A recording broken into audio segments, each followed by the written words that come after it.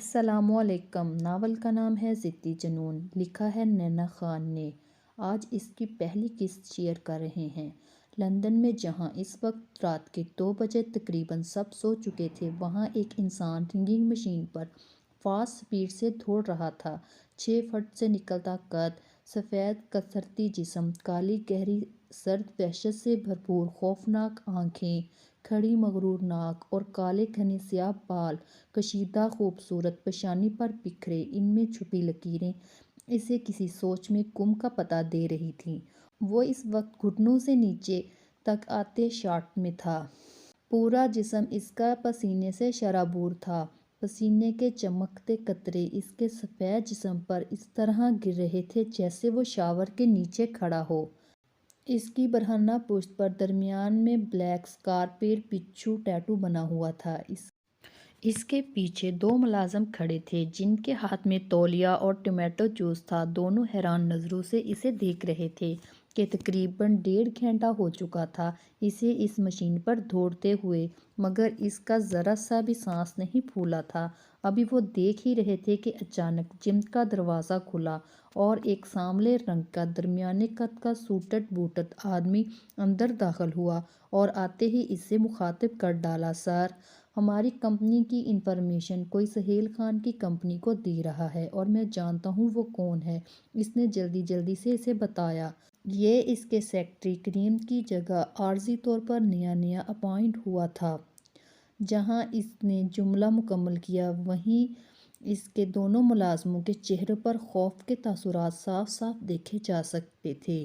ان دونوں نے ایک دوسرے کی طرف دیکھا اور پھر اپنے مالک کی طرف دیکھا جو رنگنگ مشین سے اتر چکا تھا۔ اس کی پشت ان تینوں کی طرف تھی، اس لیے یہ اس کے تاثرات نہیں دیکھ پا رہے تھے۔ سیکرٹری ابھی بھی اس کے انتظار میں تھا کہ اس کا باس اتنی بڑی خبر سن کر اس سے خوش ہوگا اور اسے انعام سے نوازے گا۔ وہ بہت خوش تھا اور اس کے بولنے کا بے تابی سے منتظر تھا کہ تبھی ایک بلند ٹھنڈی برف جیسی سرد آواز آئی، "نادر!" "جی مالک، حکم۔" نادر ڈرتے ڈرتے اس کے قریب گیا اور اس کا حکم سنا اور افسوس بھری نگاہ اس سیکرٹری پر ڈال کر باہر نکلتا چلا گیا۔ جبکہ سیکرٹری حیران تھا، اتنی بڑی خبر سن کر اس کا باس کچھ کہہ کیوں نہیں رہا۔ وہ ابھی سوچ میں الجھا ہوا تھا کہ نادر نے ایک ملازم کی مدد سے ایک برتن فرش پر رکھا اور پھر انہوں نے اسے اپنی طرف آتے دیکھا تو سیکرٹری سر جھٹک کر اس کی طرف متوجہ ہو گیا۔ اپنے مالک کی نظروں کا مفہوم سمجھتے ہوئے نادر نے سیکرٹری کا منہ پکڑ کر گرم پانی اس کے منہ میں انڈیل دیا۔ سیکرٹری تو بلبلا کر رہ گیا۔ اس کا منہ جل چکا تھا اور اس کے آنسو نکل رہے تھے۔ پھر نادر نے اس کے دونوں ہاتھ پکڑ کر گرم پانی والے برتن میں ڈال دیے، جس سے اس کی تکلیف اور بڑھ گئی اور تکلیف سے بری طرح مچلنے لگا، جبکہ سیکرٹری کی تکلیف دیکھ کر اس کو سکون محسوس ہو رہا تھا۔ پھر اس نے 2 قدم آگے بڑھائے، اس کے روبرو آ کر تھوڑا نیچے جھکا اور پھر دھیمی سرد آواز میں اس سے بولا، "تم نے میری سوچ میں دخل اندازی کی ہے، وہ بھی بنا میری اجازت کے۔ اوپر سے ایک اور غلطی، بنا دستخط کے تم اندر آئے تو کیسے آئے؟" پھر نادر کی طرف بڑھا اور بولا، "کریم سے کہنا آئندہ سالار شجاعت کے لیے کسی کو بھی رکھنے سے پہلے اچھی طرح دیکھ لے وہ اس کے قابل بھی ہے کہ نہیں۔" ایک سرد نگاہ اس سیکرٹری پر ڈال کے وہ باہر نکلتا چلا گیا، جا کے اپنے کمرے میں بند ہو گیا۔ نادر جانتا تھا اب یہ اپنے غصے کا علاج کرنے گیا ہوگا اور پھر یہ علاج اسے کافی دیر بعد اس کی جان بخشی دے گا۔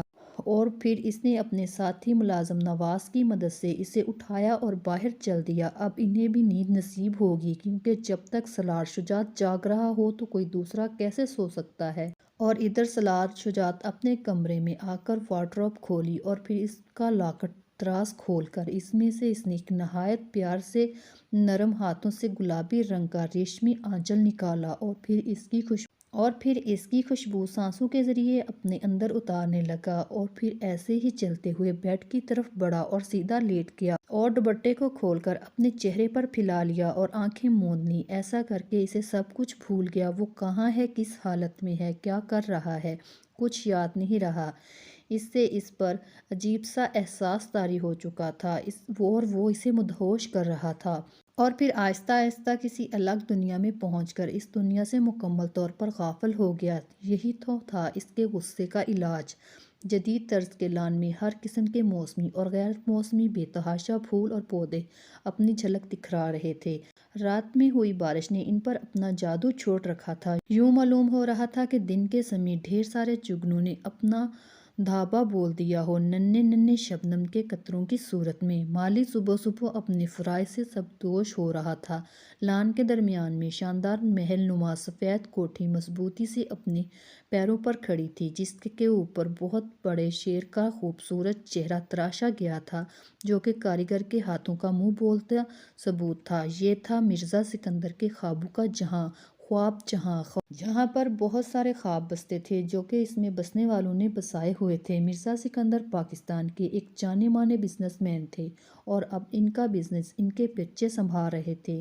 ان کی 5 اولادیں تھیں، 4 بیٹے اور 1 بیٹی۔ آصفہ سب سے چہیتی تھی، مگر گھر میں کوئی ایسا نہیں تھا کہ اس کے منہ سے نکلا ہوا کوئی بھی حکم ٹالا ہو، مگر اس کے باوجود ان کی طبیعت کسی قسم کی خودسری تک نہیں پائی جاتی تھی۔ ان کی شادی انہوں نے اپنے بزنس فرینڈ کے بیٹے ملک سلطان سے کر دی تھی۔ ان کی 2 اولادیں تھیں، ایک بیٹا عرفان جو کہ MBA کی ڈگری حاصل کر کے اپنے باپ کے بزنس میں دنیا کو منوانے کے جنون میں تھا، ایک بیٹی مشال جو کہ یونیورسٹی کی طالبہ تھی۔ مرزا سکندر کے بڑے بیٹے صدیق مرزا اور ان کی بیگم نجمہ صدیق کی 4 اولادیں تھیں۔ ہارون نعمان شادی شدہ تھے، جبکہ برہان اور ثنا یونیورسٹی کے 3rd ایئر میں تھے۔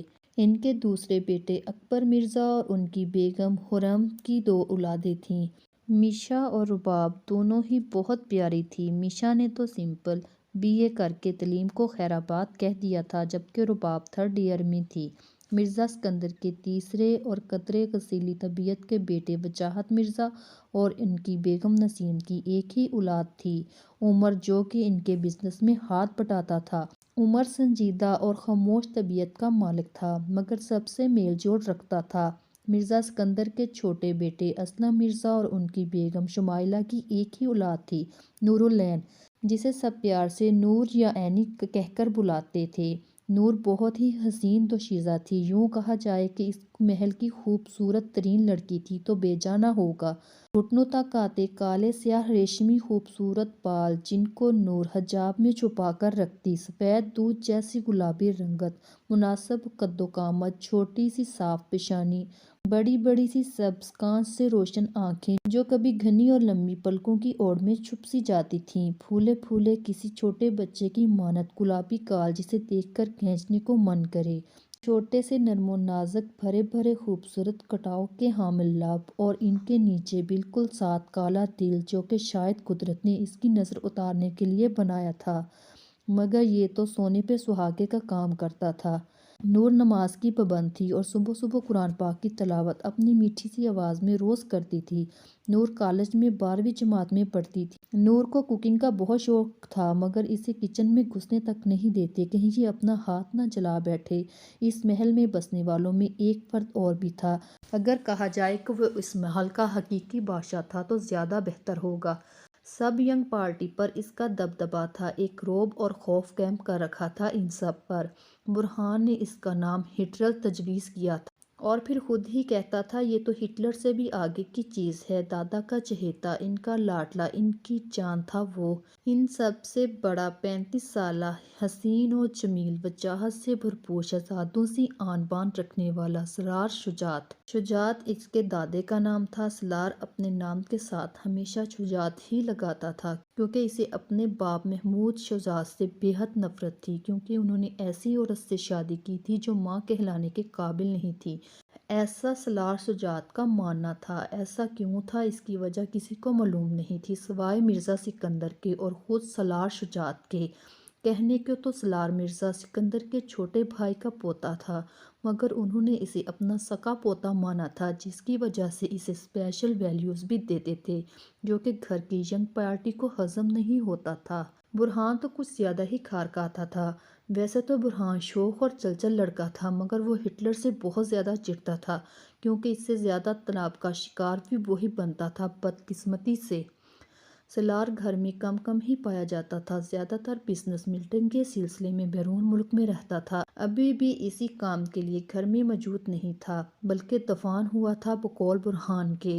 اسی لیے خواب جہاں میں سکون ہی سکون تھا۔ اس وقت بادشاہ برہان صدیقی دی گریٹ کا راج تھا۔ وہ اپنی شرارتوں اور شیطانیوں سے سب کی ناک میں دم کر رکھا تھا۔ اس وقت بھی وہ اپنی خالہ کے بیٹے مانو بلے ظفر کی ناک کو چنے چبوا رہا تھا۔ ظفر برہان کے بچپن کا گہرا دوست تھا، جو کہ پڑھائی کے سلسلے میں ملتان سے اسلام آباد اس محل میں آیا ہوا تھا۔ برہان اسے مانو بلے کے نام سے پکارتا تھا۔ وہ تھا ہی بلے جیسا موٹا سا۔ ظفر کا پسندیدہ مشغلہ کھانا کھانا کھانا اور صرف کھانا ہی تھا۔ اس کا ماننا تھا اللہ تعالیٰ نے پیدا کھانے کی سرچ کے لیے کیا ہے، تاکہ ہم مختلف مزے کے بہت سارے کھانوں پر سرچ کر کر رپورٹ پیش کریں۔ جنت میں مینیو میں کون کون سے کھانے ایڈ کرنے چاہیے۔ ایسے شاندار خیال مانو بلے کے ایجاد تھے، یہ برہان کا ماننا تھا۔ اس محل کا ایک پورشن ان کے لیے مختص کیا گیا تھا، کیونکہ آج اتوار تھا، اس لیے سب سو رہے تھے۔ برہان دی گریٹ دبے پاؤں بستر سے اٹھا۔ ظفر جاگ نہ جائے، اس کا مشترکہ کمرہ تھا۔ برہان سیدھا باتھ روم میں گیا اور ڈرار میں سے کپبورڈ برش اٹھایا اور واپس روم میں آیا۔ اپنے شکار پر نظر جمائے بیڈ کی طرف بڑھا، جہاں مانو بلے سو رہے تھے، جس کی خوبصورت مگر بڑے بڑے شرما دینے والی ہلکی سی مسکراہٹ سجی ہوئی تھی۔ ایک شیطانی مسکراہٹ برہان کے چہرے پر پھیلی ہوئی تھی۔ ظفر کے پاس پہنچ کر برہان نے برش اٹھایا اور اس کی گردن پر آہستہ آہستہ پھیرنے لگا۔ دوسرا ہاتھ اس نے اپنے منہ پر رکھا، اپنی ہنسی کو روکنے کے لیے، جبکہ دوسری طرف مانو بلا اپنی خوبصورت نازک سی گردن پر بقول ظفر کے پر کسی حسین لڑکی کے بال محسوس کر رہا تھا اور اپنی مسکراہٹ پر احسان کرتے ہوئے اسے پھیلا رہا تھا۔ ہی ہی ہی ہی، اوئے ہا ہم او ہائے ہی ہی، ہائے جان ظفر کیا کر رہی ہو، ہا ہا ہا ہی ہی، اوئے اللہ نہ کرو نہ شکیرہ جان گدگدی ہوتی ہے، ہی ہی۔ بڑی مشکل سے مانو بلا نیند میں بول رہا تھا، جبکہ برہان کا تو اپنے آخری بوائلنگ پوائنٹ پر ابلتے ہوئے قہقہے کو روکنا ناکام لگ رہا تھا۔ شکیرہ بیبی، ہائے جانو اپنی بیبی کی جان لوگی کیا، ہا ہا ہا ہا۔ اور بس پھر کیا تھا، برہان کا ضبط جواب دے گیا اور پھر پھٹا ڈھول بقول ظفر کے، اور یہ پھر پانی مانو بلے کے حسین خواب پر۔ اوئے تو کیوں منہ پھاڑ پھاڑ کے ٹین ٹیونک کے اشتہار بن رہا ہے۔ ظفر نے اپنے دیدے پھاڑ کر برہان کو گھور کر دیکھا، جس کا خوبصورت چہرہ ہنس ہنس کے لال ہو چکا تھا۔ ہا ہا ہا شکیرہ، ہا ہا ہا ہا۔ تو شکیرہ کو خواب میں دیکھ رہا تھا۔ بڑی مشکل سے اپنی ہنسی کو قابو کرتے ہوئے برہان نے اس سے پوچھا، جبکہ ظفر اس کا سن کر تو شرمایا کہ مانو اس کے سامنے برہان نہیں بقول خود شکیرہ بیبی کھڑی ہے۔ یہ دیکھ کر تو برہان کے پھر سے قہقہے ابل پڑے۔ ظفر حیران نظروں سے اسے دیکھ رہا تھا، پھر بولا، ہاں تجھے جیلسی فیل ہو رہی ہے نا شکیرہ بیبی سے، تجھے جو شرف نہیں بخشا۔ اپنی کالر ہوا میں کھڑے کرتے ہوئے ظفر نے غرورانہ انداز میں کہا، اچھا کیا تجھے پھر سے شکیرہ کا شرف حاصل کرنا ہے ظفر؟ نہایت ہی پیار سے پوچھا گیا۔ کیا مطلب؟ ظفر الجھا۔ مطلب یہ، برہان نے اپنی کمر کے پیچھے سے برش نکالا اور پھر اس کی گردن پر پھیرنے لگا۔ اس طرح سے پھیر کرنے سے گدگدی ہو رہی تھی۔ وہ ہنسنے لگا اور پھر جب برہان دی گریٹ کا کارنامہ سمجھ آیا تو، امی کمینے انسان، تو نے مجھے گندے برش سے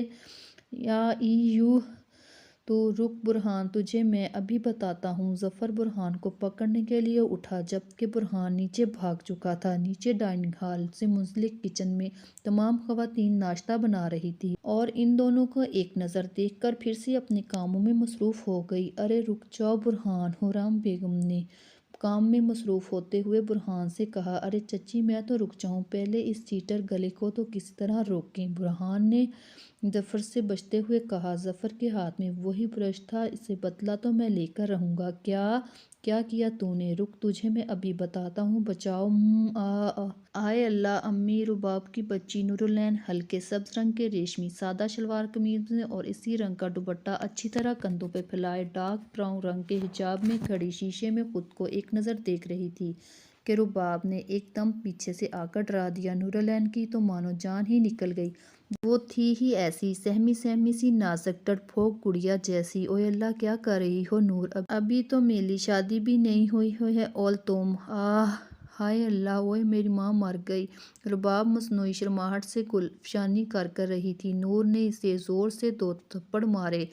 بس کر دو رباب، بہت ہوگئی تمہاری شرمیلی نوٹنکی، حد ہوتی ہے، تمہیں تو چانس مل جائے اپنی ایکٹنگ کے جوہر دکھانے کا۔ نور نے اپنی پیاری اور میٹھی آواز میں غصے کا رنگ دیکھ کر اسے کہا، don't underestimate the power of Rabab Akbar Mirza.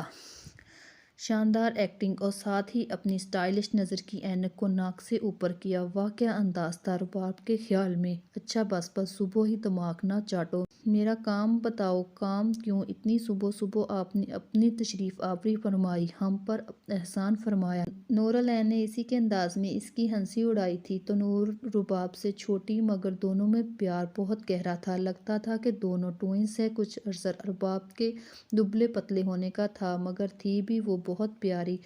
اماں جان نے آپ کو عشائیے میں طلب فرمایا ہے نورالعین شہزادی صاحبہ۔ رباب نے خاص مغلیہ انداز میں اپنی ایکٹنگ جھاڑی۔ رباب، عشائیہ تو رات کا ہوتا ہے، ابھی تو بریک فاسٹ ہے۔ نور نے اس کے الفاظ کی تصحیح کی، جی جی کریکٹ صاحبہ، اب چلیں، نہیں تو میری اور ہم دونوں کی اماؤں نے آ جانا ہے۔ رباب نے گھسیانہ لہجے میں کہا، ہاں تو چلو، دیر تو تم ہی کر رہے ہو اپنی مردہ ایکٹنگ دکھا کر، جلدی جلدی شریر انداز میں کہہ کر نور جھپ سے باہر نکل گئی۔ رباب تو کھڑی اس کی خالی جگہ دیکھ رہی تھی، اوپر سے ایک دم صدمے بھری آواز میں بولی، مردہ ایکٹنگ؟ نور او گئی یہ نور کے پیچھے، کیا ہو رہا ہے یہ؟ برہان جو کہ پیچھے دیکھ کر بھاگ رہا تھا، اچانک کسی سخت چٹان جیسی چیز سے ٹکرایا، زمین بوس ہو گیا اور سامنے دیکھ کر تو سکتہ طاری ہو گیا۔ چل ہو گئی بونی تیری برہان صبح صبح! اور اوپر سلاش شجاعت کی طرف دیکھ کر منہ ہی منہ میں بڑبڑایا، اسٹینڈ اپ! آواز خاصی اونچی تھی۔ فوراً ہی برہان ایسے کھڑا ہو گیا جیسے ایک فوجی کھڑا ہوا۔ کیا ہو رہا تھا یہ؟ اس بار آواز پہلے سے بھی اونچی تھی۔ وہ بھائی، وٹ بھائی؟ ہاں وٹ بھائی، کب بڑے ہوگے تم؟ تمہارے انداز میں اتنی سینس نہیں، how to behave. Sorry, what sorry? تمہاری 2 مہینے کی پاکٹ منی بند، انڈرسٹینڈ؟ وہ جو ہٹلر کے آرڈر کو حنوق زدہ انداز میں منہ کھولے سن رہا تھا، یکدم بولا، جی سر، وٹ؟ جلدی جلدی میں اس کے منہ سے سر نکل گیا۔ وہ بھائی، میرا مطلب جی بالکل، انڈرسٹینڈ بھائی۔ سرار اپنے پورشن کی طرف بڑھ گیا، جبکہ ظفر تو کب کا موقع پا کر غائب ہو چکا تھا اور برہان صاحب دکھی آتما کا صحیح رول نبھا رہے تھے۔ پیچھے سیڑھیوں پر کھڑی نور نے ناگوار اور بیزار بھری نظروں سے دیکھا، نہ جانے خود کو کیا سمجھتے ہیں۔ نور؟ ہاں؟ نور جو خود سے ہی اپنی باتوں میں مگن تھی، رباب کے اچانک بلانے پر ہڑبڑا گئی۔ کیا ہوا؟ نہیں تو کچھ، چلو ناشتہ کرتے ہیں۔ ہاں چلو یار، مجھے تو بہت بھوک لگ رہی ہے۔ جب تک ہے جانے جہاں میں بانٹوں گی، ہاں میں بانٹوں گی۔ اس وقت رات کے 9 بج رہے تھے۔ برہان، رباب، مشا، نورالعین کے کمرے میں بیٹھ کر اظہار افسوس کر رہے تھے، مگر رباب میڈم کا تو الگ ہی سٹائل تھا افسوس کرنے کا، اس لیے وہ گانے کی ٹانگیں بہت اچھے سے توڑ رہی تھی۔ کیا بانٹوں گی؟ برہان نے حیران ہو کر پوچھا۔ ارے وہی یار جو آج کل تم سے کچھ زیادہ ہی چڑھا ہوا تھا۔ کیا چڑھا ہوا تھا؟ غم! تینوں لڑکیوں نے ایک ساتھ قہقہ لگا کر کہا، ہا ہا ہا، جبکہ برہان ناراض نظروں سے تینوں کو گھور رہا تھا۔ اچھا بس، اب کوئی میرے پیارے بھائی کو تنگ نہ کرے۔ نور نے دلال بھرے انداز میں پیارے اور لاڈلے بھائی کی ہمیشہ کی طرح سائیڈ لی۔ بس بس، دیکھ لیا، تمہارے پیارے بھائی کے لیے تمہارا پیار پہلے ہی میری ان دونوں کے ساتھ مل کر ٹانگیں کھینچتی ہو، پھر ہمیشہ کی طرح اینڈ میں پیارا بھائی یاد آ جاتا ہے۔ برہان نے چشمگین نگاہوں سے نور کو دیکھا۔ ہاں ہاں ہاں، ویسے کیا سین تھا؟ جی سر، ہاں ہاں ہاں۔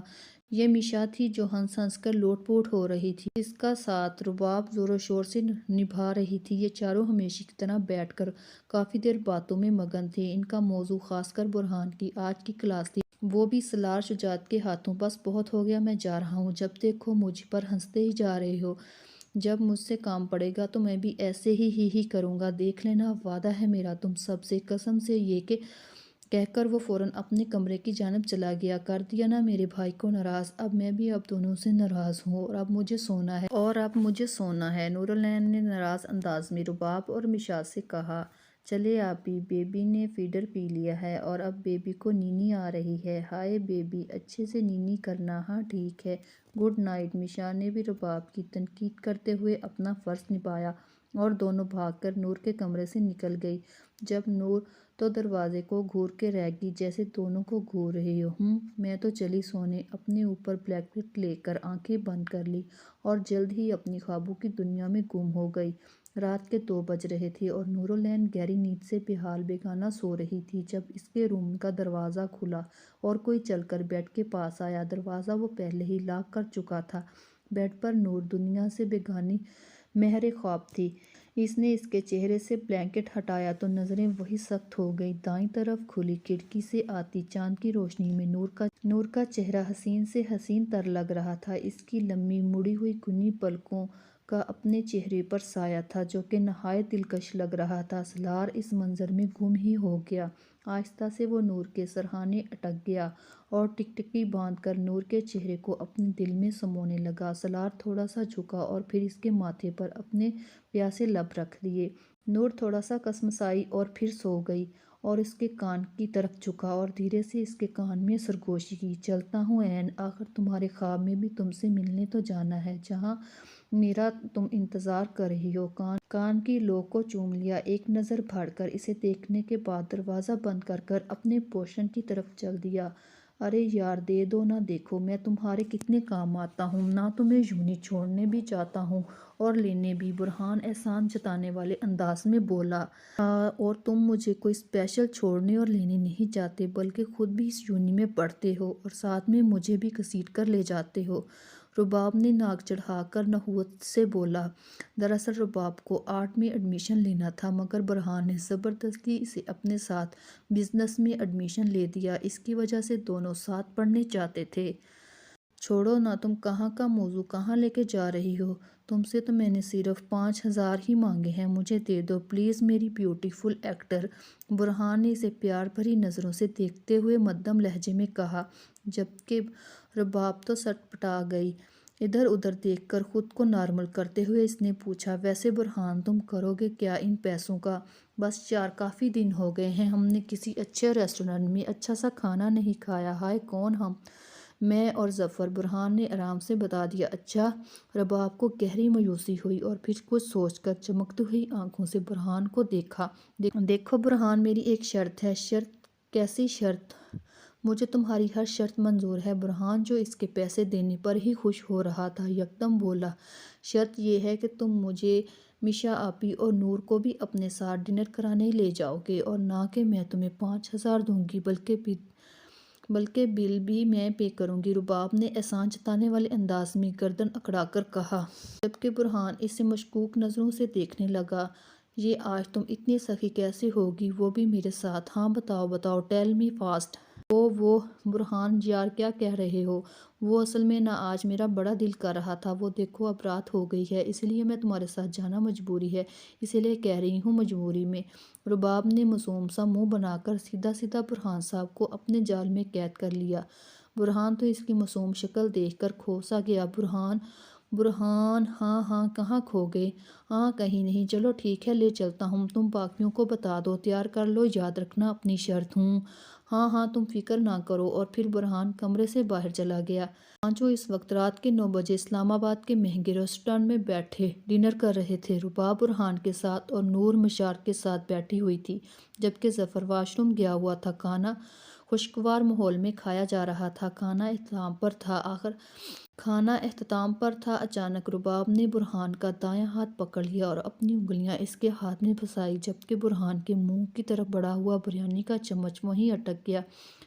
برہان نے سٹپٹا کر رباب کی طرف دیکھا جبکہ رباب تو مزے سے اپنی پلیٹ فنش کرتے ہوئے ایسے شو کر رہی تھی کہ اس نے تو کچھ کیا ہی نہیں، جبکہ برہان صاحب کو تو یہ تک یاد نہیں رہا اس نے اپنے کھلے منہ کے آگے چمچ رکھا ہوا ہے۔ میشا اور نور اپنی پلیٹ فنش کر کے اسے حیرانی سے دیکھ رہی تھی۔ برہان ہاں کیا ہے؟ برہان نے ہوش میں آتے ہوئے کہا۔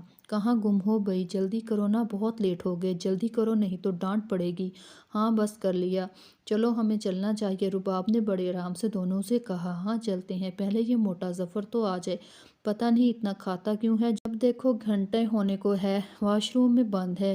یہ مشا تھی۔ ارے کوئی نہیں، چلو ہم تینوں چلتے ہیں، ظفر برہان کے ساتھ آ جائے گا۔ کیوں برہان؟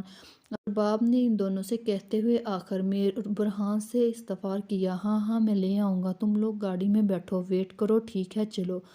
ٹھیک ہے چلو۔ میشا اور نور اپنی چیئر سے اٹھیں اور 4 قدم چلی تھی کہ یکدم رباب نے کہا، ارے میری رنگ کہاں گئی؟ لگتا ہے یہیں کہیں گر گئی ہے، تم لوگ جاؤ، میں آتی ہوں ڈھونڈ کر۔ رباب نے اپنی کمال کی ایکٹنگ کے جوہر دکھائے۔ اچھا ٹھیک ہے، جلدی آنا، کہہ کر وہ دونوں آگے چل دیں۔ چابی وہ برہان پہلے ہی لے چکی تھی۔ جب وہ دونوں اس کی نظروں سے اوجھل ہو گئی تو رباب نے اپنی حسین آنکھوں سے برہان کی آنکھوں میں جھانکا اور لبوں سے پیاری سے مسکراہٹ لائی، اور برہان صاحب تو اس کی مسکراہٹ میں ہی کھو گئے۔ ایک عجیب سحر طاری ہو گیا۔ اس پر رباب نے برہان کا دایاں ہاتھ اٹھا کر اپنے بائیں گال پہ رکھا اور اپنی آنکھوں میں دیکھتے ہوئے بولی، برہان تم آج کتنے ہینڈسم لگ رہے ہو، دیکھو نا، میں تو کنٹرول ہی نہیں کر پا رہی۔ برہان اس کی باتوں کے سحرے میں گم تھا۔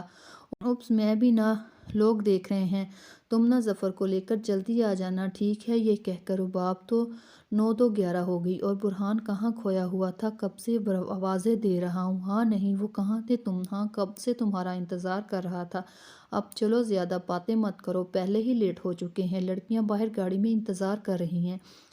ظفر کو منہ کھولتا دیکھ کر برہان نے تیز تیز کہا، اپنی جیب میں سے بٹوا نکالا، چلو برہان کا کوئی دوست مل گیا ہے، وہ کہہ رہا ہے کہ تم لوگ جاؤ، ہم دونوں کو ڈراپ کر دے گا۔ چلو چلو جلدی چلیں، پہلے ہی لیٹ ہو چکے ہیں، رباب نے آ کر دونوں کو بتایا اور ڈرائیونگ سیٹ پر بیٹھ کر گاڑی بھگا دی۔